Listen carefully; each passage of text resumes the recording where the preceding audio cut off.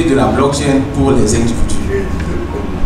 Ici donc, de la même façon qu'on a dit précédemment, ce sont des opportunités qu'on a sélectionnées.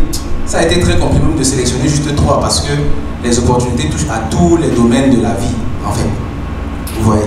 Et ici, on s'est limité à 3 opportunités, le trading, le holding et la finance décentralisée. Ça, c'est un peu les opportunités de façon caricaturée que les personnes connaissent de la crypto-monnaie et de la blockchain. Et ici donc, pour nous les expliquer, je vais passer la parole à quelqu'un de très particulier, de très jeune, qui m'a beaucoup impressionné et qui m'impressionne chaque jour. C'est quelqu'un qui a trouvé sa passion dans la crypto-monnaie et la blockchain. Donc au jour le jour, il ne fait que ça depuis 2019. Et aujourd'hui, il a atteint un niveau très élevé en ce qui concerne la crypto et la blockchain. Donc vous allez le découvrir et vous allez en témoigner. J'appelle donc sur le podium Franck Kona. Sous vos ovations, s'il vous plaît.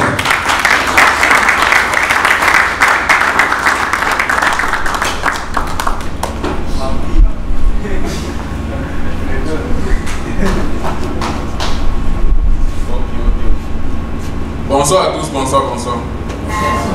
Voilà, j'espère que le niveau est bon et que l'évolution jusqu'ici, vous êtes satisfait. Voilà, je me présente, je suis Franck Kona et on va continuer en effet sur les opportunités que la blockchain offre. Premièrement, nous avons fait la présentation sur les opportunités pour les États. Nous avons ensuite développé sur les opportunités pour les entreprises. Bon, maintenant, étant donné que avant d'être État, avant d'être une entreprise, nous sommes d'abord des individus. Et chaque personne a ses intérêts propres. Donc ici, nous allons essayer de développer les différents intérêts propres que chaque personne peut avoir, en fait, peut développer autour de la crypto-monnaie et de la blockchain. Voilà. Depuis sa création, le Bitcoin, initialement, c'était, je vais essayer d'entrer dans l'histoire. Initialement, le Bitcoin était une monnaie de transfert. Donc l'objectif c'était de transférer de la valeur. C'est ça que la première blockchain Bitcoin a apporté. Et ensuite, nous avons eu d'autres blockchains qui ont apporté d'autres applications. Et aujourd'hui, on a aujourd'hui l'intelligence artificielle sur blockchain. Vous voyez qu'on peut aller assez vite. Donc, initialement, c'était juste de transférer des messages monétaires sécurisés grâce à la cryptographie et aussi le risque distribué de la blockchain. Maintenant, le premier élément qu'on va essayer de développer, c'est le crédit. Le crédit, c'est le commerce. Une maman qui achète un sac de bananes dans son village et vient revendre dans la ville de Douala fait du crédit. Elle achète n'importe quoi à 10 000 francs, elle vient revendre à Douala à 12 000 francs. Et elle fait une marge de 2 000. On va laisser d'autres paramètres à côté comme le transport, etc. Donc, cette maman fait du crédit, mais elle fait du crédit physique. La bourse qu'on a aujourd'hui, qui est une bourse numérique, initialement, la bourse de New York à Wall Street, on parle des 24 marchands qui ont lancé la bourse de Wall Street. Ce qu'ils faisaient au départ, c'était des échanges. Donc il y avait 24 marchands qui étaient là et ensuite s'échangeaient ça. Mais avec le temps, ça a évolué. Aujourd'hui, nous sommes en bourse. Donc on échange les mêmes actifs en bourse. Donc ne soyez pas impressionnés, ne soyez pas discrets, ne soyez pas émerveillés. C'est juste les mêmes activités qu'on fait dans le monde physique. Mais la seule différence, c'est que nous faisons ça actuellement dans les marchés numériques. Voilà. Donc, concernant le crédit,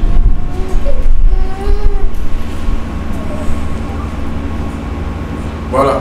Concernant le crédit, en effet, c'est ça qu'on a essayé c'est ça qui essaie de présenter tout à l'heure. Et maintenant, pour pouvoir faire cela, il faut un certain nombre d'éléments. La maman qui part acheter la banane, un sac de bananes à l'ouest pour une banque à Douala, elle a fait une analyse. Elle a vérifié est-ce que le prix à Douala est bon, est-ce que le prix au village est bon. Elle a fait cette analyse-là pour s'assurer qu'il y avait une différence de prix avant de faire cela. Donc quand vous entrez dans un marché pour faire le crédit, il y a un ensemble d'éléments qu'il faut tenir en compte. Et parmi ces ensembles d'éléments, nous avons essayé d'énumérer 3 éléments. Là, on va entrer dans le crédit proprement. Donc, Là, le premier élément que nous faisons, c'est identifier la tendance. Pourquoi est-ce qu'il faut identifier la tendance? Je dis n'importe quoi. Essayez de nager dans un sens concret contre le vent. Vous avez un pirogue, l'eau descend et vous essayez d'avancer dans le sens concret. Vous aurez plus de chances. Vous avez des chances très difficiles pour pouvoir avancer. Donc ça c'est le premier élément qu'il faut noter. Donc identifier la tendance du marché. Celui qui évolue dans la même tendance que le marché a plus de chances d'avoir des résultats positifs. Le deuxième élément, c'est identifier les zones clés. Les zones clés, comme vous voyez là, c'est ça. Donc les zones clés, ça peut être soit une zone de support, une zone de résistance. Maintenant, c'est quoi le support, c'est quoi la résistance? Je dis n'importe quoi. Ici, on va considérer le même actif, mais on va considérer sur le sac de banane. Le sac de banane ici là vaut 10 000. Le sac de banane est quitté de 10 000, c'est revenu à 5 000.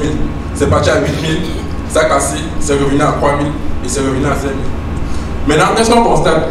On a une zone ici là qui est dans les 5 000 où les investisseurs ont déjà regardé cela psychologiquement. Je dis n'importe quoi.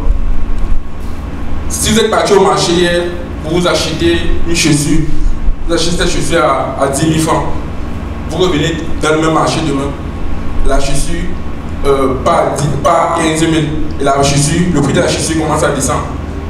Vous avez une information psychologique dans la tête que le prix de la monnaie, si ça descend, ça a plus de chances de revenir dans les 10 000. Donc ce sont les zones psychologiques qu'on essaie de marquer là. Donc c'est la même chose qu'on représente là, comme vous voyez là, et voilà ça, voilà ça. Donc il faut identifier ces différentes zones sur le marché pour pouvoir identifier les zones pour prendre nos positions. Donc pour prendre une position, il faut donc identifier ces zones là. Maintenant, le trader doit mettre sur pied une certaine stratégie pour pouvoir maximiser ses gains.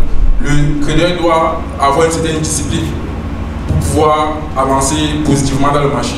Parce que celui qui n'a pas de stratégie fixe dans le marché, celui qui n'a pas une discipline, surtout la discipline, parce que tout le monde peut trader, tout le monde peut acheter une crypto-monnaie, c'est juste de cliquer sur un bouton et vous avez acheté. Mais pour que l'opération puisse se faire, pour avoir des revenus considérables, maximiser sa stratégie, il faudrait que vous ayez une certaine connaissance. Il faudrait que vous ayez une certaine... vous devez avoir une certaine maturité du marché pour prendre position. Là, vous pouvez avancer. Donc, là, j'ai parlé du crédit. Là, c'est le crédit. Et voilà. Donc là, c'est la coupe du Bitcoin en effet. Là, c'est la coupe du Bitcoin qui est inactif. Donc c'est la même chose qu'on a parlé tout à l'heure, qui était avec l'illustration du sac de banane. Donc c'était ça. Donc voilà ça, voilà ça. Maintenant, il y a plusieurs configurations. Le prix du Bitcoin ici, comme on constate, c'est dans les 27 000 $. Et qu'est-ce qu'on constate? On a cette configuration aussi. En effet, pour pouvoir marquer les prix sur le marché, il y a plusieurs méthodes. Soit on met quoi? Le prix du Bitcoin ici est à 27 000, le prix ici est à là. Là, on fait juste les lignes. Mais le problème, c'est que quoi? Lorsqu'on met des lignes, il y a des informations qu'on ne retient pas. Parce que lorsqu'on met des lignes, en une heure par exemple, il y a plusieurs éléments. C'est un marché qui est assez volatile. Et chaque seconde, chaque minute, chaque heure, il y a beaucoup d'événements qui se passent. C'est pour ça que dans la plupart du temps, on utilise donc des bougies que vous voyez là. Parce que les bougies conservent plus d'informations que des simples graphiques. C'est un peu ça. Donc, concernant les bougies, comme je parlais tantôt, là on a deux configurations de bougies. Qu'est-ce qu'on constate? Les deux bougies ont la même forme, mais c'est juste quoi? La couleur de fond qui diffère. Et si on revient ici, qu'est-ce qu'on constate? Vous avez cette même configuration de bougies ici. Voilà les bougies dont je faisais allusion. Et ces bougies ont toujours les mêmes configurations. Voilà. Donc on a toujours soit une mèche, parfois on n'a pas de mèche. On a le corps de la bougie. Maintenant, la couleur diffère parce que quoi? Dans la zone, tout à l'heure j'ai parlé que quoi? J'ai parlé que lorsque on représente un graphique avec des lignes, lorsqu'on représente un graphique avec des lignes, le prix du Bitcoin bitcoin était peut-être à 28 000 $, c'est revenu à 27 000. C'est juste une ligne comme ça, il y a des informations qu'on n'a pas. Mais avec les bougies, on dit juste que quoi? Le prix du bitcoin à 10h00 en une heure de temps, c'était là. Voici les ensembles d'informations qu'on avait dedans. Ici, en bas, on a le prix d'ouverture. Ici, on a le prix de clôture.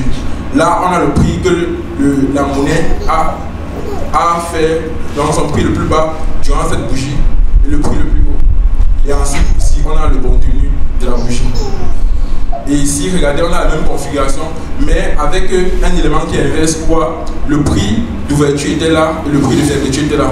Maintenant, lorsque le prix d'ouverture est en bas, le prix de fermeture est en bas, on met la couleur en vert pour dire que le marché a été haussier durant cette période. Pourtant, si on utilise des line charts qui sont les lignes, on va juste voir une ligne comme ça. On va juste voir une ligne. Or, avec les bougies, on a toutes les informations sur l'évolution du marché suivant l'unité de temps précis.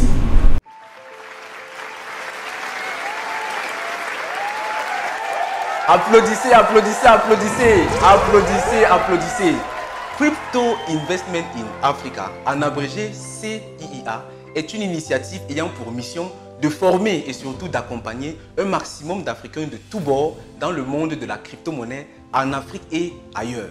Nous le faisons parce que nous sommes plus que convaincus que la crypto-monnaie et la blockchain ont le potentiel de désenclaver l'Afrique financièrement et de redonner à chaque Africain, de te redonner à toi ta liberté financière.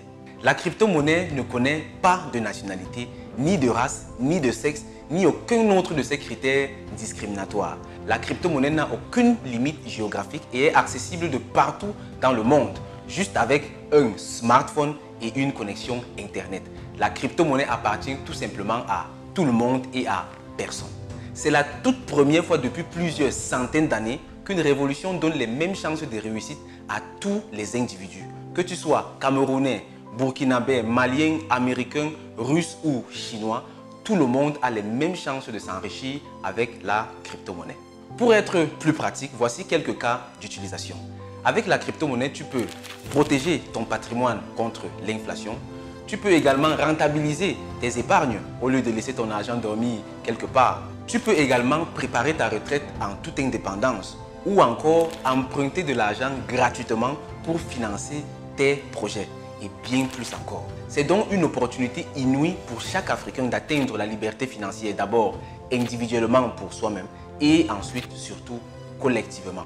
Bien entendu, à condition de comprendre comment ça fonctionne. C'est pour cette raison que le CIA organise depuis 2020 plusieurs événements et formations autour de la crypto-monnaie et de la blockchain afin que quiconque, peu importe le niveau scolaire, le sexe ou l'âge, puisse comprendre exactement ce que c'est et surtout comment ça fonctionne. Je t'invite donc urgemment à t'y intéresser et surtout à rejoindre le CIA afin de ne pas louper cette opportunité d'atteindre ta liberté financière grâce à la crypto-monnaie et à la blockchain. Pour nous contacter, il suffit de cliquer sur l'un des liens qui se trouve en description de cette vidéo ou de nous visiter physiquement dans l'un de nos sièges, le siège principal étant à Douala au Cameroun. Sur ce, je te souhaite la bienvenue au CIA, main dans la main jusqu'au sommet avec la crypto-monnaie pour une Afrique riche et prospère. Au revoir, bye bye.